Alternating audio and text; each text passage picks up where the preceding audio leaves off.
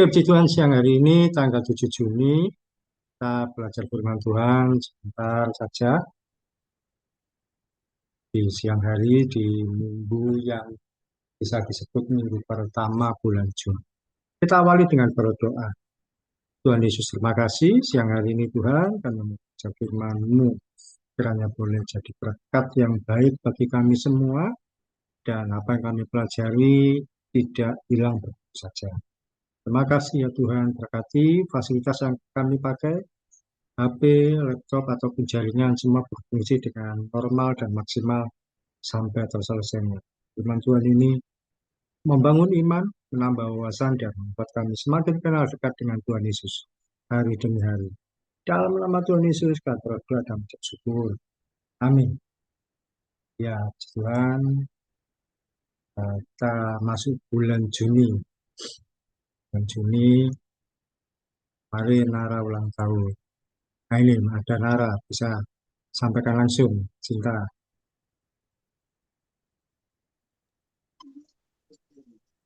Selamat ulang tahun, Nara. Makasih Kak Sinta. Sudah diterima kadonya.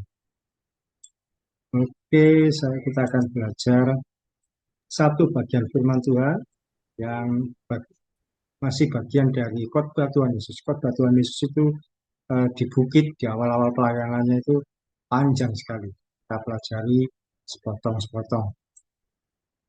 Oke.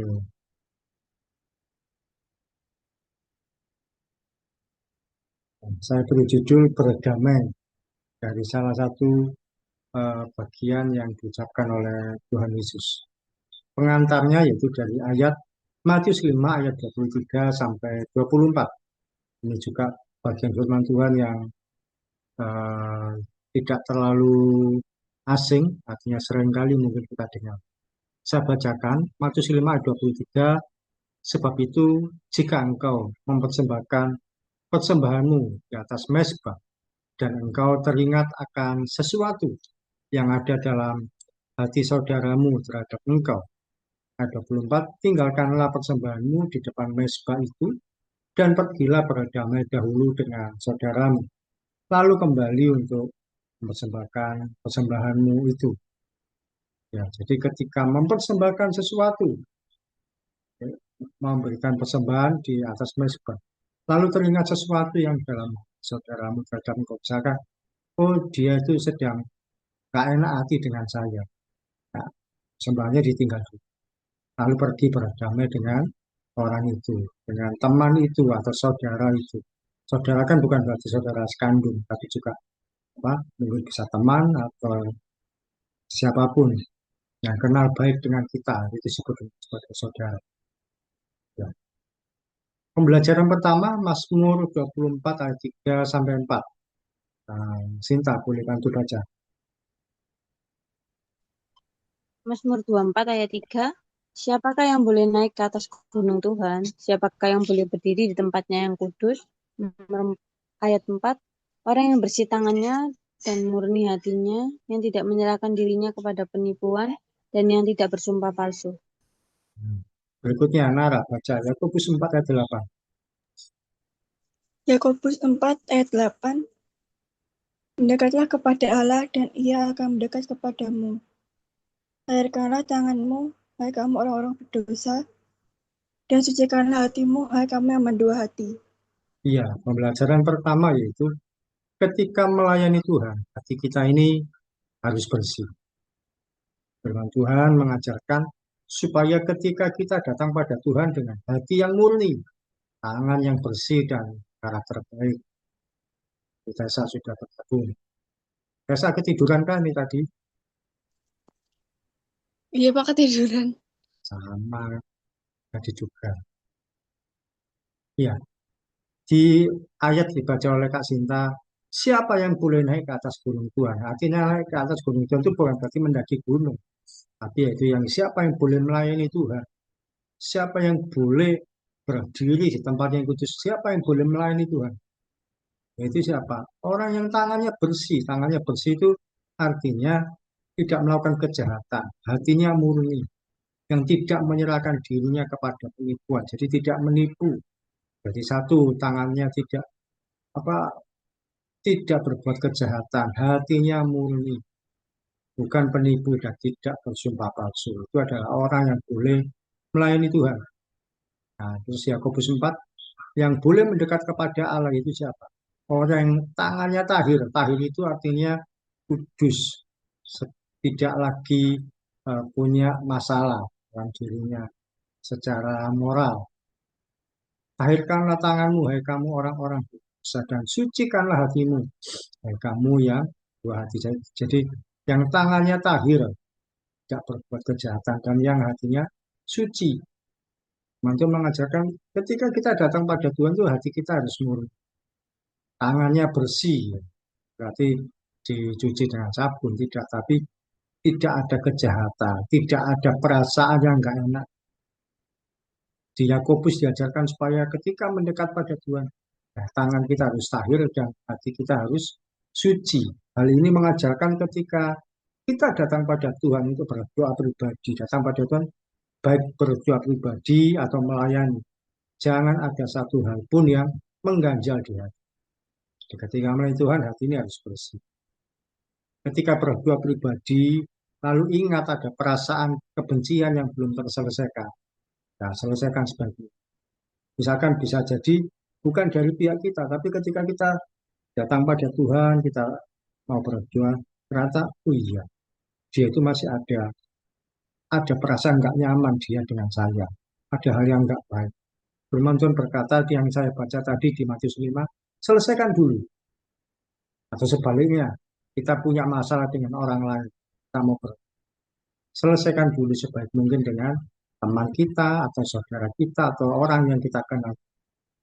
Cara menyelesaikannya bisa melalui telepon, atau kita chatting. Maafkan saya kalau ada kesalahan saya, atau hal yang nggak menyenangkan di hati. Saya minta maaf ya.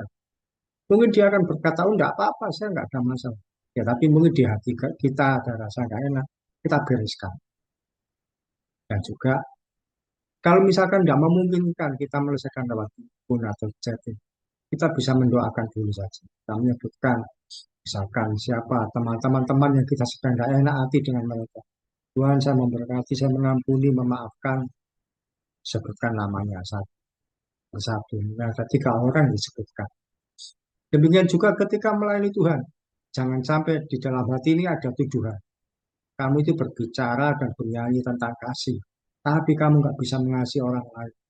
Kamu ini berbicara atau bernyanyi tentang hal-hal yang baik. Tapi kamu sendiri suka menipu. Lah. Jangan sampai di hati kita ini menuduh. Kalau yang menuduh orang lain kita bisa menutupi diri. Pakai alasan baik.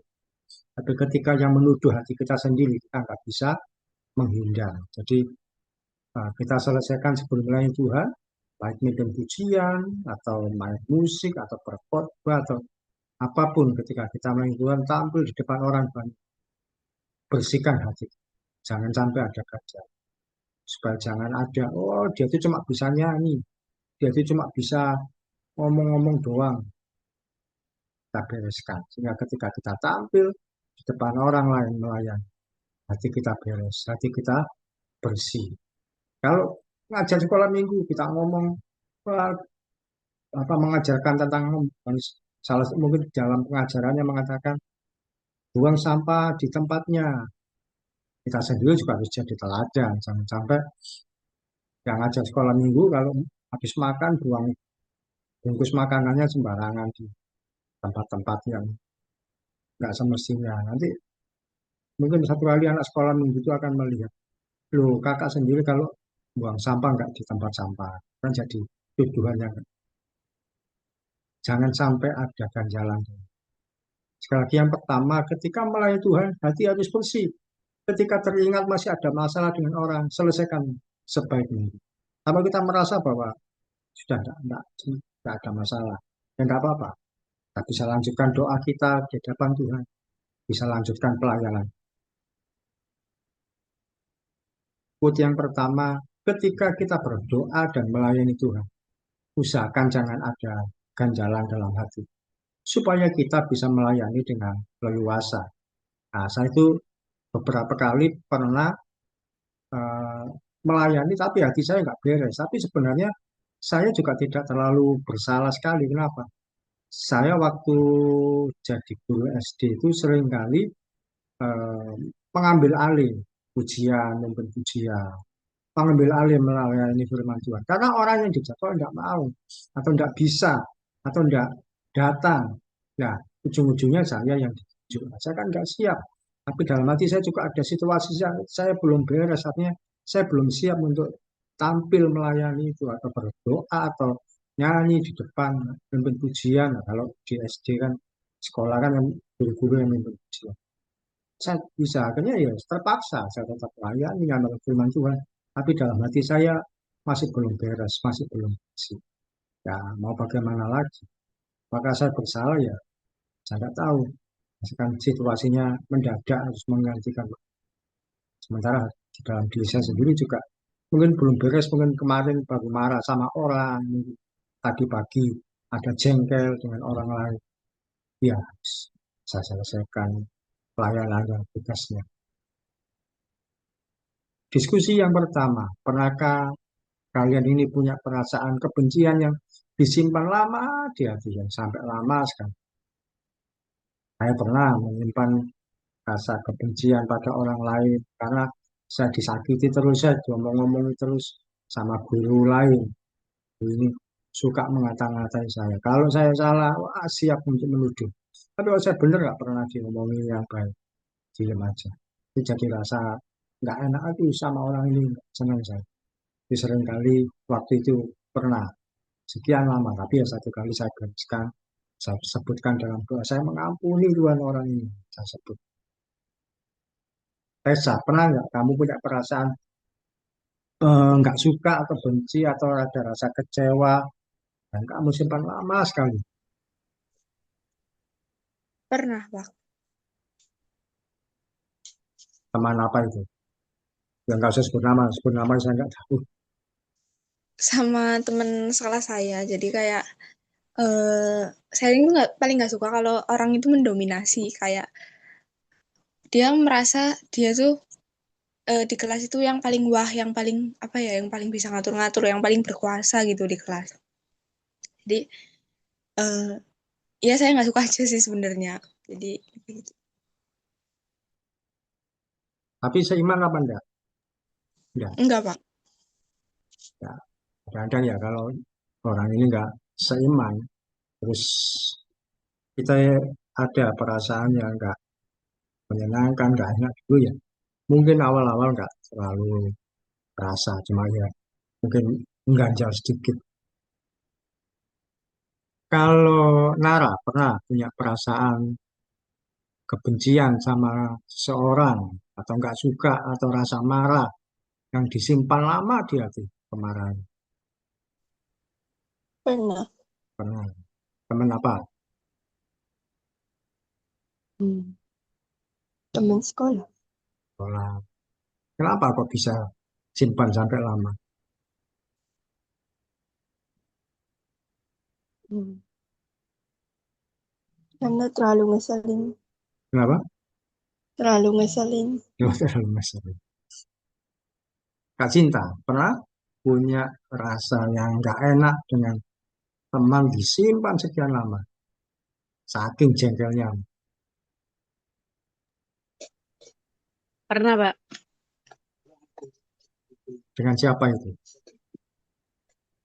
Temen sekolah, Pak. Oh, teman sekolah.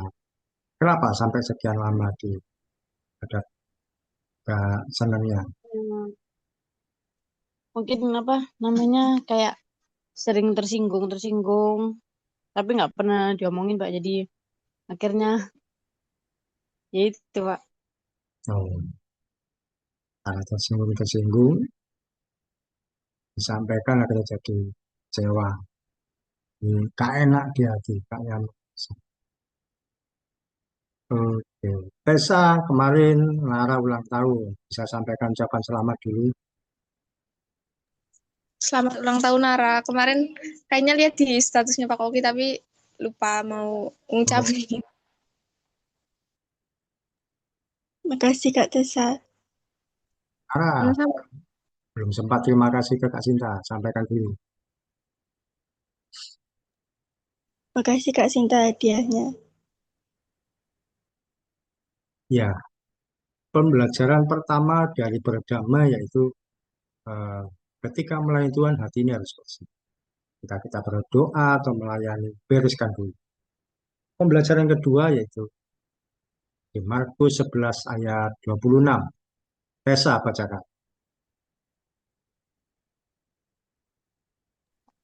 Markus 11 ayat 26, tetapi jika kamu tidak mengampuni, maka Bapamu yang di surga juga tidak akan mengampuni kesalahan-kesalahanmu. Ya, setelah. Terus Nara, Ibrani 12 ayat 14.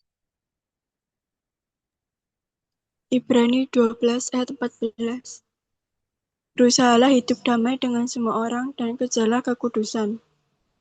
Sebab tanpa kekudusan tidak seorang pun akan melihat Tuhan. Ya, di Markus 11 ada peringatan kalau tidak mengampuni, Bapa di surga juga tidak. Terus ini berusaha hidup damai. Poin yang kedua yaitu mengampuni merupakan keputusan. Tuhan Yesus memberikan peringatan keras. Siapa yang tidak mau mengampuni, kesalahannya pun tidak akan diampuni oleh Bapa di surga. Wah, susah sekali kalau dosa kita, kesalahan kita tidak diampuni. Kita mau lari kemana? Mau minta ampun ke siapa? Nah, syarat supaya kita diampuni, kita mengampuni orang lain dulu. Kita mengampuni orang lain juga. Jika kita mengampuni, kesalahan kita pun juga akan diampuni oleh Tuhan, oleh Bapa di surga. Jadi, siapa yang tidak mau mengampuni? Jadi, poinnya dari kita sendiri. Bukan Tuhan yang mengampuni kita, lalu Tuhan sudah pasti mengampuni kita karena dia sudah mati disalibkan itu kan menebus dosa dan kesalahan. Tapi kita pun juga mengampuni orang lain salah pada kita. Kalau kita sudah mengampuni orang lain, ketika kita datang pada Tuhan minta ampun, Tuhan pasti mengampuni. Dan juga ternyata Ibrani 12 berkata, hidup dalam kedamaian itu adalah sesuatu yang harus kita usahakan. Berusaha hidup damai. Berarti tergantung siapa? Tergantung kita. Bukan tergantung Tuhan, tapi tergantung. Bukan kita berdoa, seringkali orang berdoa, Tuhan datangkanlah kedamaian dalam kehidupan kami. Datangkanlah kedamaian supaya semua aman. Tidak, kita ini loh yang diutus Tuhan untuk berdamai. Kita ini jadi apa?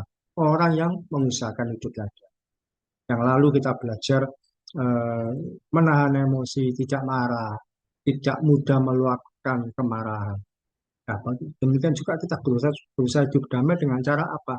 Berkata yang baik, yang menyenangkan, yang orang lain kalau dengar itu baik, senang. Berusaha hidup damai. Kedamaian itu kita yang mengusahakan. Tidak bisa kita berdoa, Tuhan datangkan kedamaian, kemudian situasi berubah jadi baik. Tidak. Sama seperti kita tidak bisa berdoa, Tuhan datangkanlah makanan supaya kami bisa makan dengan kenyang. Tidak. Kita yang harus mendatangkan makanan itu. Beli atau masak sendiri. Kan kita yang harus mengusahakan. Lalu kita pun makan. Kedamaian juga betul. Kita yang mengusahakan. Dengan cara apa ya? Kita berlaku ramah pada orang lain. Kita sendiri yang tidak menjengkelkan. Kita anak-anak Tuhan yang jadi ukuran. Tidak nunggu orang lain. Dan tidak nunggu Tuhan mendamaikan semua. Kita yang hidup dalam damai. Mengampuni artinya kita ini melepaskan beban yang tidak perlu kita tanggung. Seperti seorang yang kemana-mana bawa tas ransel besar. Isinya mungkin baju, isinya mungkin barang-barang, minuman, tempat minum, dan sebagainya. Bawa kemana-kemana. Kan berat. Padahal kan ada waktunya kita melepaskan. Beban yang tidak perlu kita tanggung, harus kita bereskan, kita lepaskan. Ngampuni itu melepaskan beban. Supaya kita tidak perlu berat membawa beban itu. Misalkan di sini ada kebencian, kejengkelan. Di mana melepaskannya? Ya sudah, sampaikan ke orang lain. Dan kita ada masalah. Maaf ya, saya mungkin kalau kelihatan menjengkelkan hari-hari ini. Ya sudah, dengan kata-kata itu kita sudah beres. Kalau yang sana, iya tapi kamu itu sebenarnya nggak boleh begitu. Harusnya, ya sudah, terima saja. Kita pokoknya sudah menyangka. Jadi kita sudah bebas. Mengampuni itu keputusan, bukan pilihan mau apa tidak, keputusan bahwa saya harus. Kita seringkali mengampuni dengan syarat dan berbagai pertanyaan tentang penyebab kesalahan. Saya mengampuni kamu, tapi tolong jelaskan, kenapa kamu berbuat itu? Iya, saya itu berbuat salah itu karena saya begini. Oh, nggak boleh begitu, nggak boleh. Akhirnya jadi tidak berujung dan nggak jadi mengampuni. Tapi Tuhan Yesus mengajarkan bahwa Dia mengampuni dan menerima tanpa banyak syarat dan alasan. Satu kali ketika Tuhan Yesus sudah bangkit dari kematian, dan murid-murid juga masih ketakutan. Murid-murid Tuhan Yesus datang di mereka kembali menjala ikan di laut. Tuhan Yesus datang menjumpai mereka. Dan Tuhan Yesus bertanya, apakah ada lauk pauk?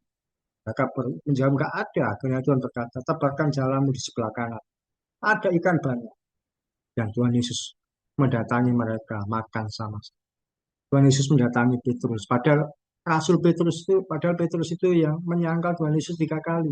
Tapi Tuhan Yesus tidak pernah bertanya sekalipun, kamu kenapa sih kok menyangkal aku? Walaupun bertanya baik-baik, ternyata tidak. Tuhan Yesus juga tidak bertanya sekalipun baik-baik pada muridnya. Kenapa kalian meninggalkan saya waktu saya di sana? Tidak ada.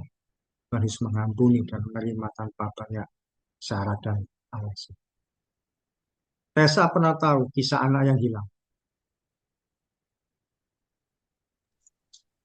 Kayaknya belum pernah, Pak. Belum pernah. Oh, yang seorang anak bungsu, dia minta harta ke bapaknya. Terus dia minta bagian padahal bapaknya masih. Nara pernah tahu cerita anak yang hilang? Belum pernah. Oh, mungkin nanti satu kali kita membahas kisah itu. Sinta juga sudah tahu tapi ya, masa belum tahu. Sinta, Kak Sinta, ya satu kali anak yang hilang itu dia meninggalkan orang tuanya.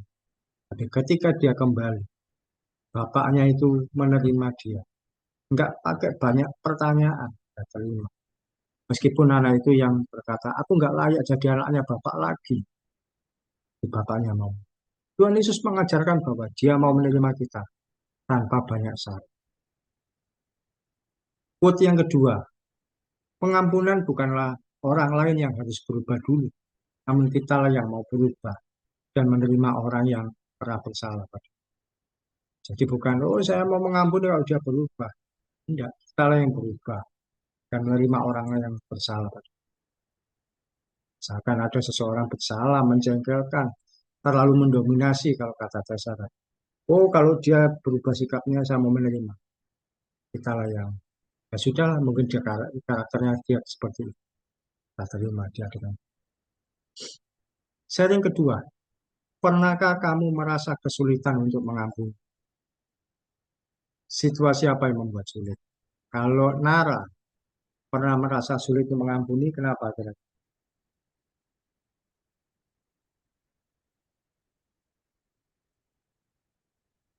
Pernah merasa sulit mengampuni temanmu? Pernah, Kenapa kira-kira? Kok bisa sulit?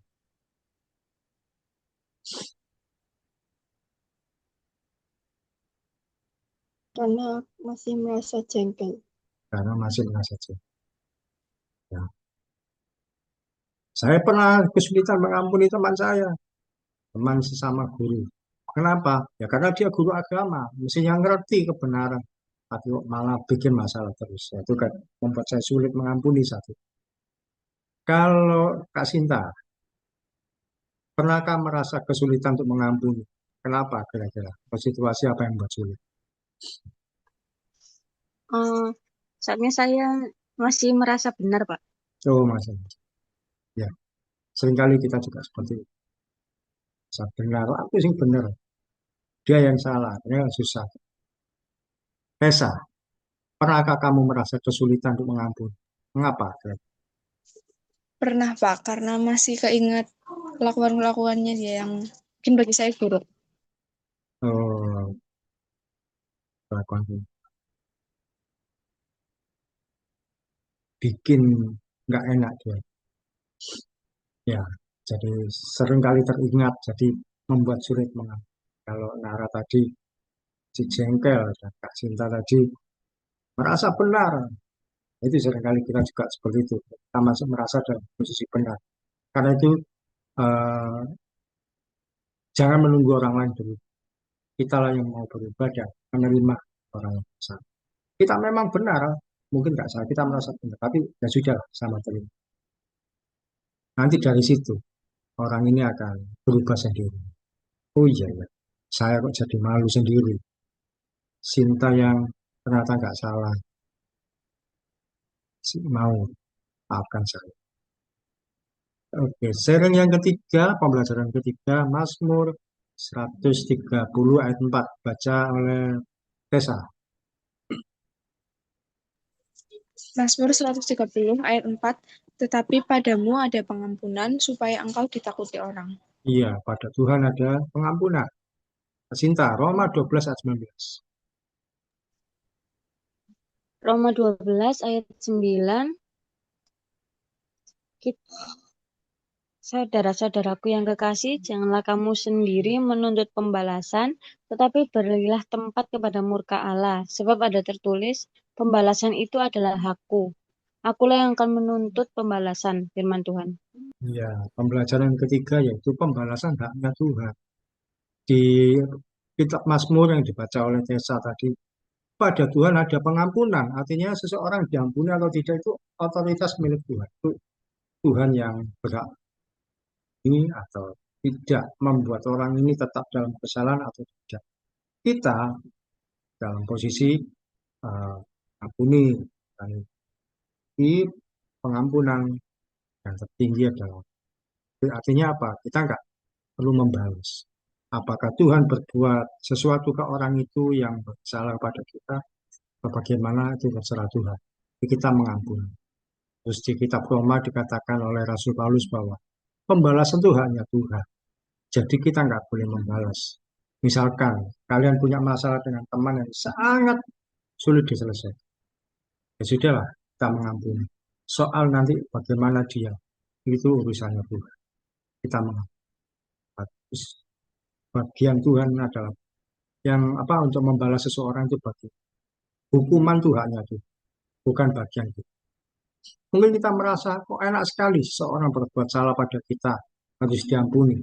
Padahal yang dilakukan itu menyakitkan, mengecewakan, membuat kita ini gak nyaman, gak bisa tidur atau mungkin ya membuat kita nggak bisa enak kalau ketemu. Sesakit dan sejengkel apapun kita, bagian kita cuma mengampuni, nggak boleh membalas. Serahkan pembalasan itu pada Tuhan. Tapi bukan berarti kita berdoa begini atau berkata, sudahlah, biar Tuhan saja yang membalas. Ya nggak boleh, itu jadi dendam yang terselubung. Jadi ketika kita ada masalah dengan seseorang, dengan orang tersebut ya, sudah kita selesaikan baik-baik, kalau kita bereskan, mungkin kita bisa menjaga jarak dulu, enggak apa-apa. Tidak ketemu dulu dalam beberapa waktu. Yang penting kita sudah beres saja. Kita sudah mendoakan yang terbaik. Tapi supaya tidak terjadi hal yang tidak menyenangkan lagi, kita nggak bertemu dulu. Tidak ada masalah. Ada saatnya Tuhan sendiri yang melakukan pembalasan tanpa kita sadari karena dia berbuat sesuatu pada kita. Sudah, nggak apa-apa. Saya pernah dalam situasi eh, disalah mengerti. Ya, teman-teman guru itu yang melaporkan saya tidak semestinya dilaporkan. Saya tahu ketika kepala sekolah menegur saya dan kata-kata tertentu. Oh, itu kan yang disampaikan oleh teman saya itu saya tahu kata-kata itu. Tapi saya tidak mau memperpanjang urusan. Rasa di dalam diri saya kecewa memang nggak menyenangkan, nggak enak. Tapi dalam hati saya berdoa 1 kali 2 hari kemudian saya berdoa.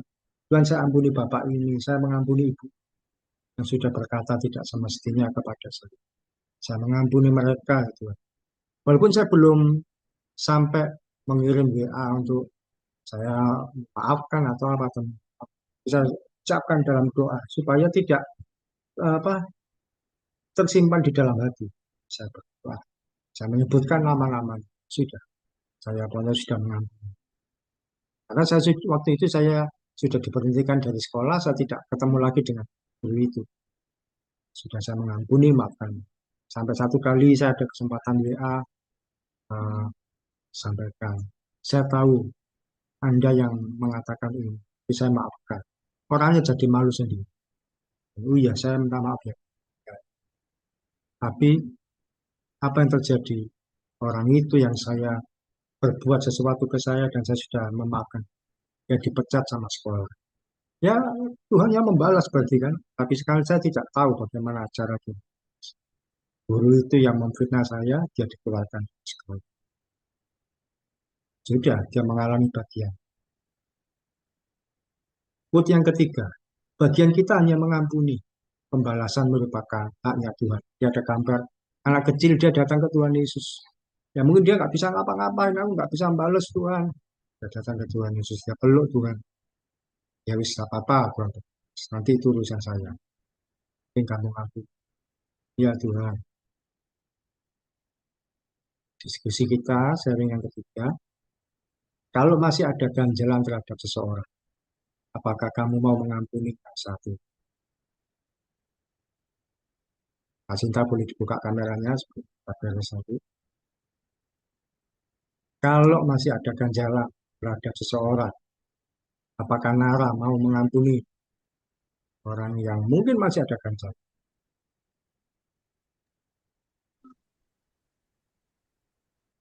Kalau Tessa masih ada ganjalan terhadap seseorang sampai saat ini, apa mau mengampuni? Ya, tidak tahu ada apa tidak, tapi ada misalkan ganjalan. Apakah mau mengampuni? Mau, Pak. Gitu. Kak Sinta, kalau satu kali atau sampai sekarang masih ada ganjalan di hati terhadap seseorang, apakah mau mengampuni?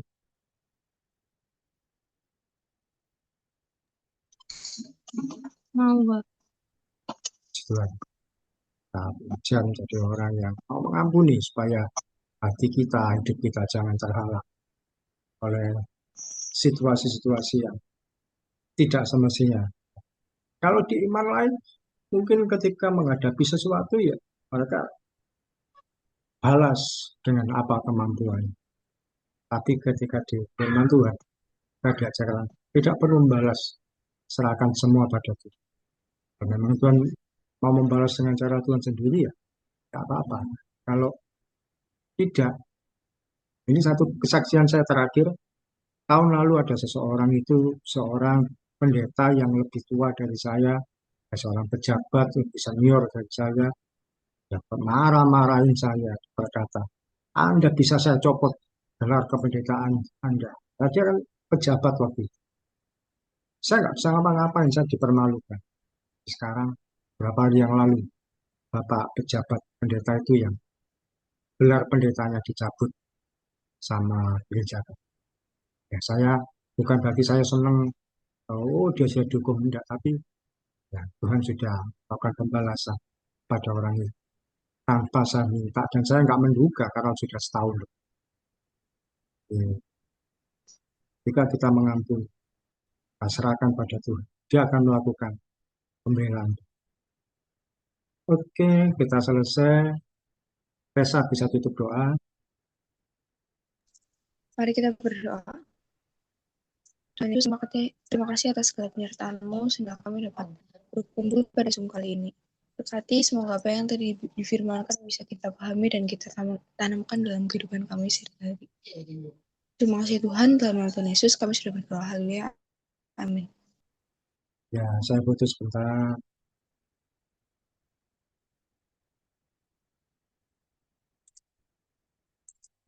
Iya, sudah. Terima kasih, Nara, Kak Sinta, Tessa. Terima kasih Pak. Terima kasih, Pak.